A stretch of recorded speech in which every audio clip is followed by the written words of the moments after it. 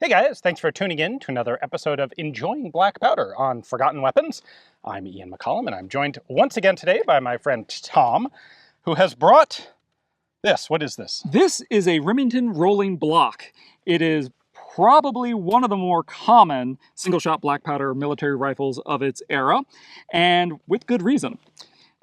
It's one of the earliest that was developed. Originally, it sort of started off life as a split breech Civil War cavalry carbine. Then, like in 1865, they sort of updated it to be the closing bolt that we have right now. It rolls. Yeah, it's got a locking block and it rolls. I wonder where they got the name. I don't know. It's a mystery. Honestly, this is the rifle that the U.S. Army should have adopted in 1870 instead of the Trapdoor. Yes. And the only reason they didn't is they had this notion that the Trapdoor would be cheaper to manufacture because they could convert old muskets. Which may sound like a story you've heard in every country everywhere that literally never actually worked out for anybody. Right. But that was the thought, and that's why the U.S. didn't adopt the rolling block, despite it being a simpler and cheaper system. Right. And not only a simpler, cheaper system, mechanically fantastic. Yeah. In 1867, Paris had this world exposition where they had people bring in inventions from all over the world and like showed off the marvels of the modern age. The Remington Rolling Block was one of the inventions shown off, and it actually received their award for the rifle with the best mechanical excellence. And so, even in its time, it was recognized as a good system. Yeah. And in fact, this is the rifle that everybody who didn't have their own huge domestic arms industry used. So the Germans made their own guns, the French made their own guns, the Americans made their own guns. But if you were in Argentina or Denmark or any number of other countries that had to go buy something from a commercial manufacturer, the Remington Rolling Block was the single most popular rifle of this sort of single-shot black powder period for those countries. Right. And there were a whole slew of different minor variations made. Exactly. So this one is basically a Spanish pattern. They got a big contract with Spain, and they made a few tweaks to it, and that was one of the popular commercial patterns. Right, and that's exactly what this one is. So if you were stumbling around South America, late 1870s, this is probably what you would see. Yep. It is fantastic. It is, as you said, exactly the same as the Spanish model with a few changes like an upgraded extractor. Yeah, little stuff. And caliber? What's the chamber 43 for? Spanish. How appropriate. Yeah. Again, also a very popular cartridge. A lot of countries, they didn't need to have their own boutique cartridge. We'll buy whatever's off the rack because then we can go to someone like Kynoch in the UK or any of the other major European ammo manufacturers or American ammo manufacturers, and we can just get ammunition and not have to worry about custom contracts and everything. Right. And the good news for me is that 43 Spanish was so popular, they even actually still make the brass today. All right, fantastic. Well, I happen to have some of it loaded here by you. Yes. In my ammo pouch. So I'm going to put a few rounds through this. All right, so operation is pretty simple. Bullet goes in hole.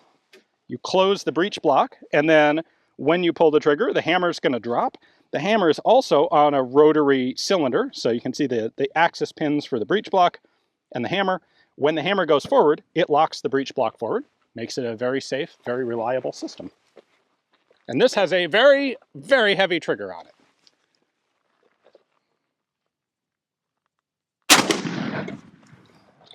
All right, cock it, open the breech. Next round goes in, close it.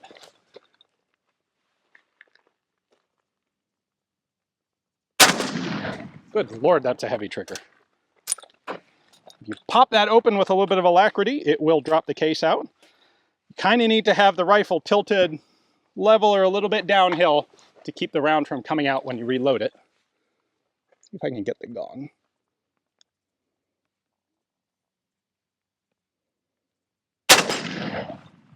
Woo! Did I mention that's got a heavy trigger? You're too used to like AR-15s and modern guns. All right, you're up. All right.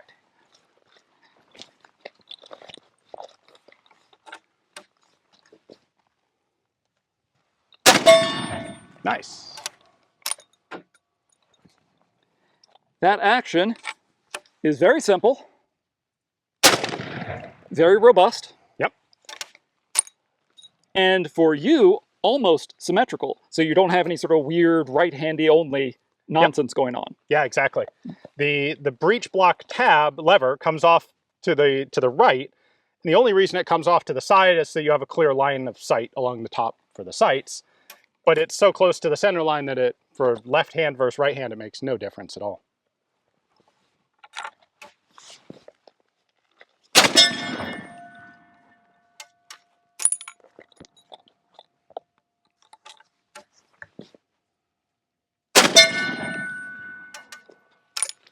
All right, how is that to run kneeling behind a barricade? I say we find out. Let's do it.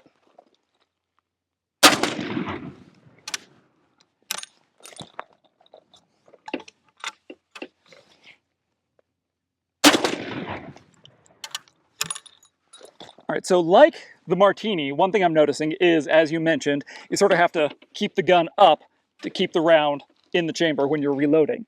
So it's a little more finicky than one of the split breech bolt actions that we've been shooting. Yeah, and you have a much tighter, like you have a very specific place that the nose of the round has to go for it to work. It's not like the open chamber bolts where you can just throw around anywhere into that loading tray.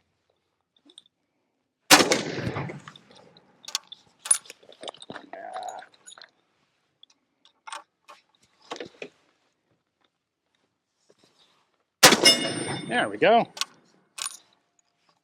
So Tom got that going, got those cases popping out of there nicely. I don't quite have that finesse down.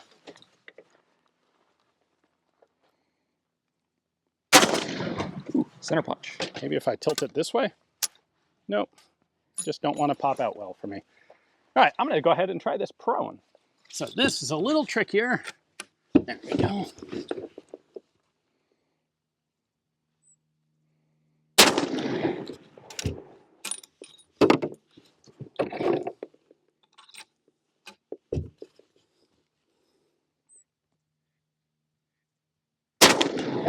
So it is nice, as a left-hander, prone, I can keep the rifle supported with my right hand, with my support hand, and I can operate this action with my left without having to do, as Tom said, any sort of funky reaching over the top for bolt handles or the like.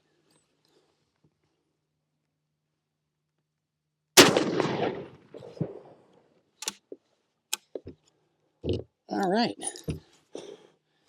Not bad, and the recoil, which I should have mentioned earlier, is characteristically soft. These black powder single shot, large diameter projectiles are very pleasant to shoot. Tom, you want to give this a try? Let's go. All right, that barrel is heating up. That will happen.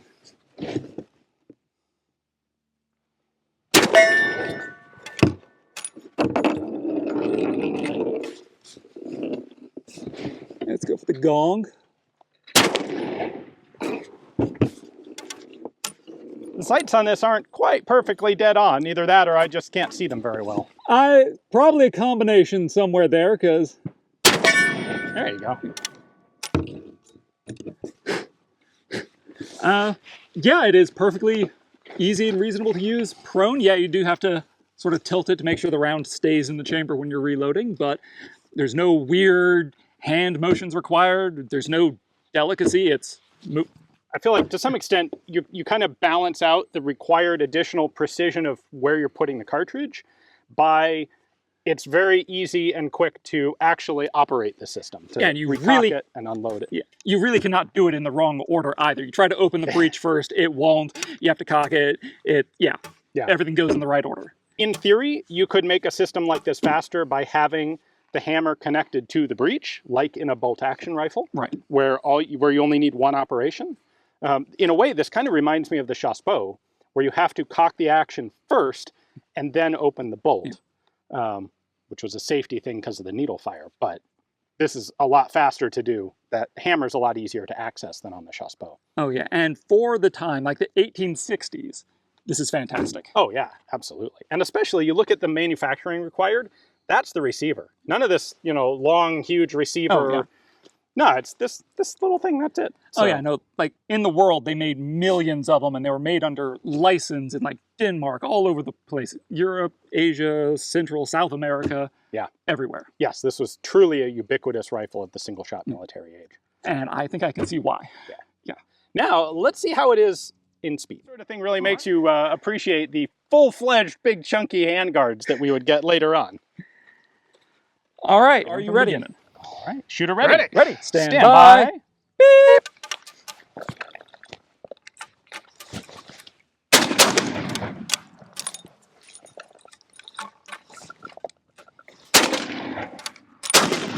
Ooh, headshot.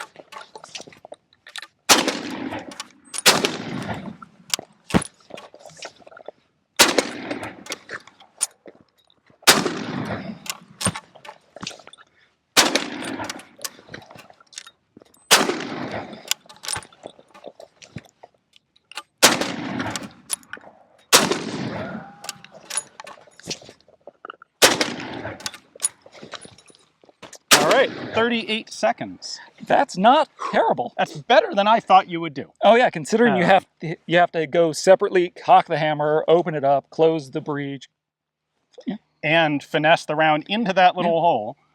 You got that swiping action pretty smooth, of popping it open and knocking the case out. There were one or two where you had to go in manually. But like one thing we haven't said yet is that we do these time trials at the very end of our shooting of the rifle, so they are as filthy and as fouled as they're going to be. Yep, that is true. All right, Tom. Well, the next thing we need to do is go inside and see how we make 43 Spanish ammunition to shoot one of these. Right, but we can't do it here. Nope, YouTube is not going to let us publish that. So hopefully you've enjoyed the video to this point. If you would like to see the section on how to make this ammunition, head over to the History of Weapons and War streaming app. There's a link to this video over on that platform down in the description text. History of Weapons and War is a subscription-only service that helps support 8 different historical, educational firearms channels. You'll probably find some people over there that you know and enjoy, and we'd love to see you over there. Thanks for watching.